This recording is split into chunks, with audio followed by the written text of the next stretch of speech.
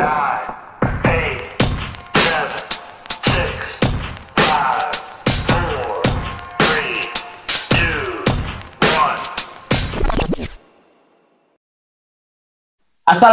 warahmatullahi wabarakatuh. Waalaikumsalam warahmatullahi wabarakatuh. Sobat Kimung, kembali lagi di QM Talk Channel. Kali ini ngebahas politik lagi, terus politik terus sampai ya pemilu kelar. Minggu ini ada beberapa berita menarik ya, ada berbagai macam kejadian politik, tapi Bang Jali dan Om Kimung mau mengangkat di mana salah satu kader PDIP Perjuangan yaitu Pak Budiman Sujatmiko. Kalau orang dulu pasti tahu nih, Iya. dulu ya, karena kan beliau salah satu tokoh yang ada di era Orde Baru ya, reformasi ya, gitu. Jadi Pak Budiman ini kayaknya hari Selasa atau hari Rabu yaitu bertemu dengan Pak Prabowo di kediamannya Pak Prabowo.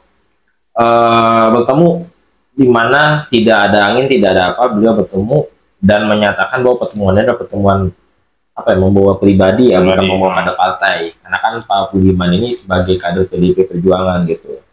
Nah, Pak Budiman ini kalau Bang Jali yang melihatnya sebagai salah satu politisi yang Bang Jali kagumin lah gitu. Kalau Bang Jali ya gitu ya. Om Kimung nanti kita lihat statementnya gimana.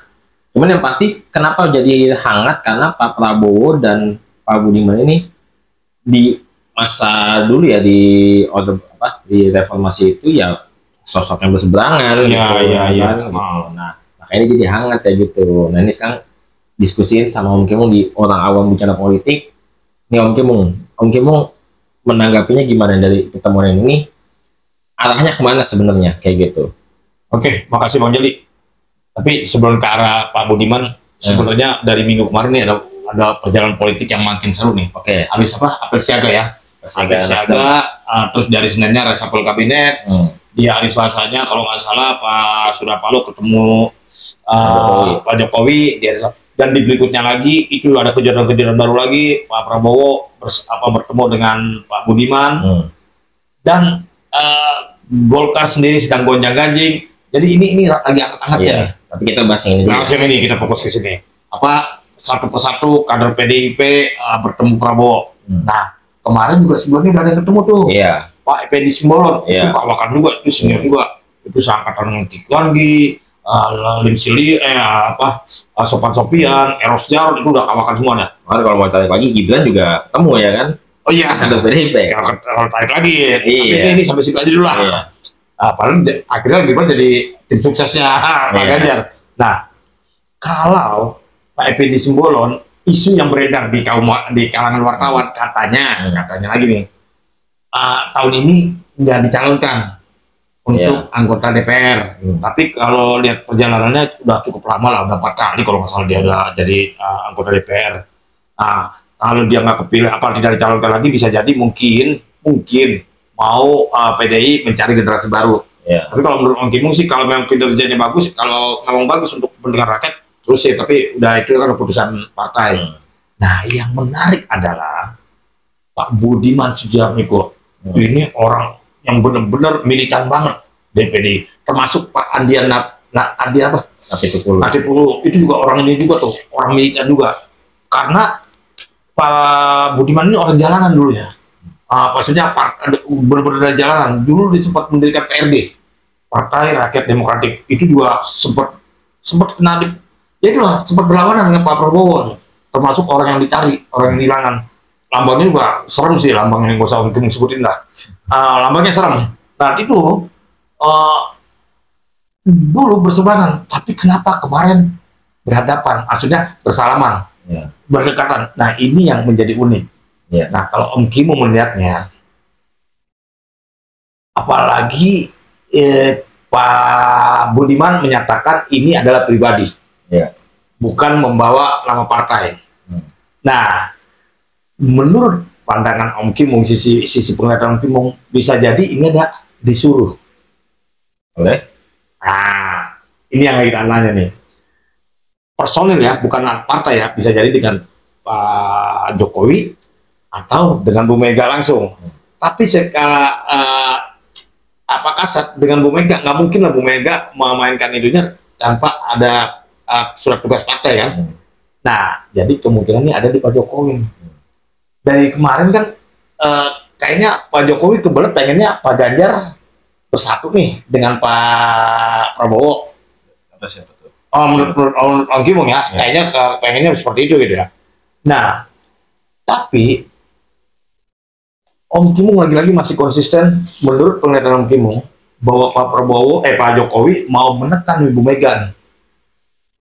Mau menekan Bu Mega dengan peristiwa diangkatnya, dideklarasinya di batu tulis sebelum hari raya Pak Ganjar Pak Ganjar Pranowo. Nah, dengan diangkatnya seperti itu, Pak Jokowi kan di batu tulis itu Bu Mega menyatakan bahwa semua keputusan ini ada di tangan ketua umum. Jadi Pak Ganjar hanya sosoknya aja, nanti susunan kabinet segala macam itu urusan partai, urusan ketua umum. Nah, artinya apa? Pak Jokowi ini nggak dilibatkan. Ini sudut pandang mungkin ya. Pak Jokowi nggak dilibatkan. Nah, Pak Jokowi main nih supaya gue diajak loh, gue dilibatkan. Nah, mungkin Pak Budiman Sujatmiko ini mungkin sekali lagi ya, Sobat Kimung, ini mungkin ini atas suruhannya Pak Jokowi supaya memainkan perannya, dan ini untuk pressure ke Bu Mega. Sebenarnya secara hati nuraninya nggak mungkin lah Pak Jokowi lari dari PDI gitu loh, seperti itu Sobat Kimung. Jadi apa nih? Jadi tujuannya untuk memberikan pressure ke Bu Mega, ketua umum melalui tangannya Budiman. Ya, Pak Budiman hadir dan datang bertemu dengan Pak Prabowo. Jadi gini, ini pertemuan ini sebenarnya adalah Bang Jali yang kayak gitu adalah hal yang cukup unik ya, karena kan Pak Prabowo yang belakangan hari elektabilitasnya meningkat karena terus bersama dengan Pak Jokowi ya kan, kayak gitu, seakan-akan kayak di endorse lah kayak gitu. Nah, pelan-pelan kader PDIP pun meskipun secara personal ya, secara personal bertemu dengan Prabowo, cuman belum ada yang kita nggak tahu pertemuannya apa, karena kalau tujuannya untuk tertutup itu pertemuannya, iya, ya hasilnya nggak tahu. Menggunakan Bu Mega, ini Bang Jali sebenarnya kurang setuju, karena Bang Jali adalah ini justru salah satu strategi dari Bu Mega juga kalau menurut Bang Jali. Jadi seakan-akan ada terjadi perpecahan di dalam, padahal sebenarnya itu strateginya menurut Bang Jali ya kan, kayak gitu. Karena apa? Sampai detik ini Pak Ganjar dan Pak Prabowo pun belum sama-sama memberikan clue siapa cawapresnya gitu.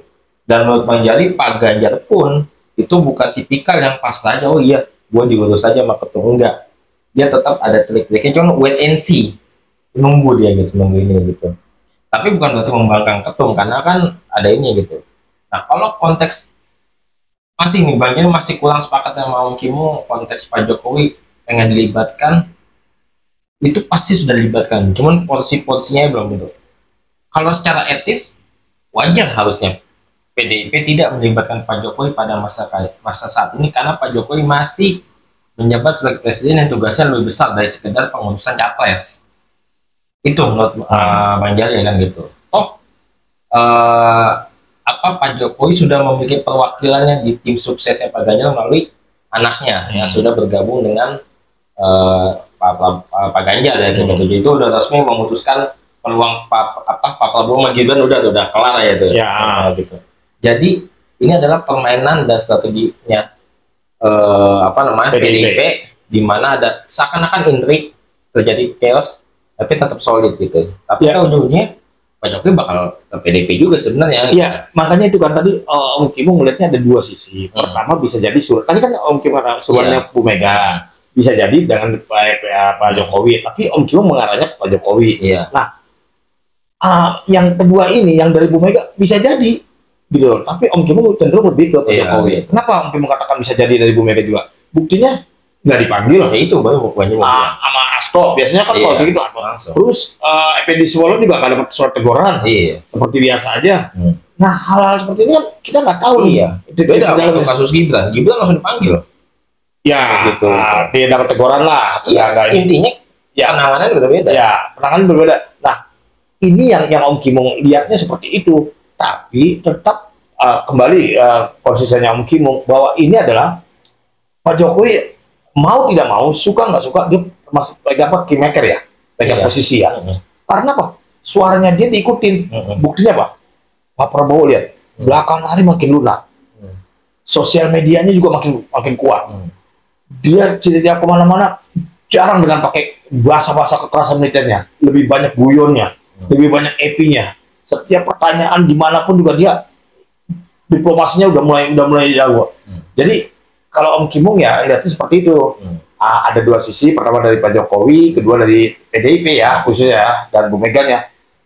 Tapi kekuatan pandangan Om Kimung tetap Pak Jokowi kayaknya bermain tangan supaya nggak pressure ibunya ini, Bu Mega, seperti itu. Oke, ini intinya pengen dilibatkan. Kalau Om selalu seperti itu. Kalau Bang Jali bukan pengen ya, kayaknya dampaknya adalah pengen menggabungkan dua orang ini, Pak Ganjar dan Pak Prabowo. Itu selalu kita berdebat di situ aja. Iya. Kenapa? Nggak tahu Om Kimung nggak gimana. Cuma prediksi Bang Jali yang dari beberapa bulan lalu tuh makin sini makin ada kemungkinan nih kedua tokoh ini bakal bergabung kayak gitu. Iya, karena Pak Prabowo sendiri belum deklarasikan kan? Iya, baru partainya doang kan? Dia belum deklarasikan. Gitu. Kenapa? Pak Prabowo juga kalkulasi kalau dia bertanding dengan Ganjar, apakah menang? Kalkulasi di situ tuh. Makanya Pak Prabowo tuh masih masih hitung-hitungan kayak gitu. Tapi Bang Jali, jangan lupa loh, di belakang mereka itu, di belakang Pak Ganjar, di belakang Pak Prabowo, itu ada orang juga pengen jadi cawapres. Makanya ini repot. Orang yang pengen jadi cawapres dan dia punya amunisi. Nah ini juga repot. Makanya itu lagi dihitung-hitung. Kalau tanpa orang-orang seperti itu, ya mungkin aja, ya udahlah untuk negara, udah. Mungkin aja Pak Prabowo, Om Kimung aku ya, Pak Prabowo itu NKRI banget ya. Itu mungkin aja dia, udahlah, yang penting untuk negara bisa damai nih, bisa tenang. Tapi kan dia ada lagi nih. Di bawah-bawah itu masih pada nyari nih. Siapa tuh yang kira-kira mengganggu? Erick Thohir, Sandiaga Uno. Sepengen banget itu enggak sebegitu bersaing dengan Pak Prabowo.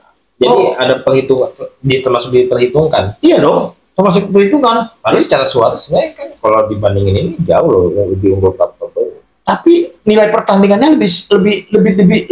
Jadi Pak Prabowo gini, kalau gua kesana, gua sebagai cawapres. Tapi kalau gua berdiri sendiri, siapa sih yang bisa peluang untuk angkat gua nih? Iya. Apalagi sekarang dia udah naik nih, nih. Nah kalau dia ketemu yang klik nih, bisa jadi Ganjar terjun bebas. Misalnya ketemu klik misalnya ya, andai kan ya sobat timnya Pak Prabowo dengan Pak Erick misalnya, rakyat banyak klik nih, bisa jadi Ganjar terjun bebas. Makanya bidang capresnya harus dimainin. Makanya Pak Prabowo sampai sekarang belum mengusung. Karena apa? Jangan sampai satu kata dari Pak Jokowi menyebut salah satu capresnya dan itu bukan dia, kelar Pak Prabowo. Ya itu kan dihitung juga, makanya. Iya, makanya dia benar-benar belum mau mengusung. Iya. Gitu. Makanya Pak Prabowo ini malakama. Satu sisi namanya dia terangkat karena ada bayang-bayang. Iya. Satu sisi ada bayang-bayang. Tapi di sisi lain kan dia menentukan, kalau bayang-bayang ini gua hapus, gua main dengan misalnya Pak Erick Thohir atau dengan Pak Sandiaga, tapi Sandiaga kan udah tipis lah. Dengan Pak Erick Thohir misalnya, bisa nggak nih gua ngapus bayang-bayang ini? Berapa persen gua akan naik nih? Karena kekuatan bayang-bayang ini juga besar nih. Kalau Erick Thohir kayaknya berat sih, karena Erick Thohir kan disokongnya dari PAN sendiri udah mau mendekat ke PDIP sebenarnya. Mungkin Caimin. Oh enggak, kemarin ada pembahasan Pak Julas itu memang udah mau merapat ke Prabowo. Iya. Cuman dia Pak Prabowo ini masih terganjal dengan Caimin.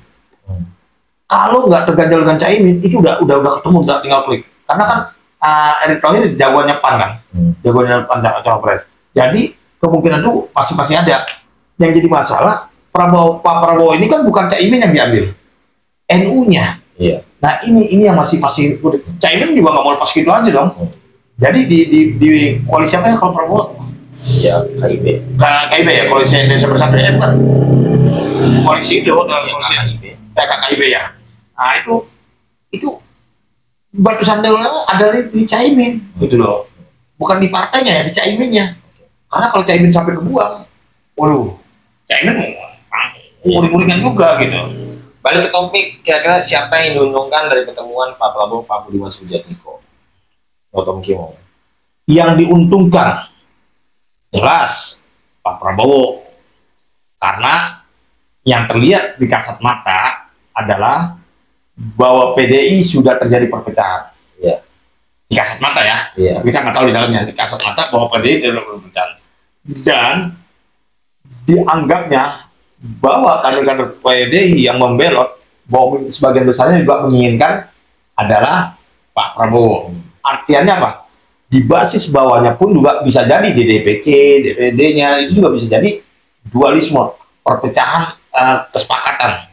Nah, ini dengan peristiwa kemarin itu, apalagi Pak Budiman Sujatmiko itu, ya termasuk inilah Nababan, Putra Nababan ya, Panda Nababan, Andiana itu pokal-pokal semua itu. Itu kalau sampai itu pada berseberangan lagi, selesai ya PDI. Bisa jadi tergerus habis di grassroots, di garis bawahnya. Oke.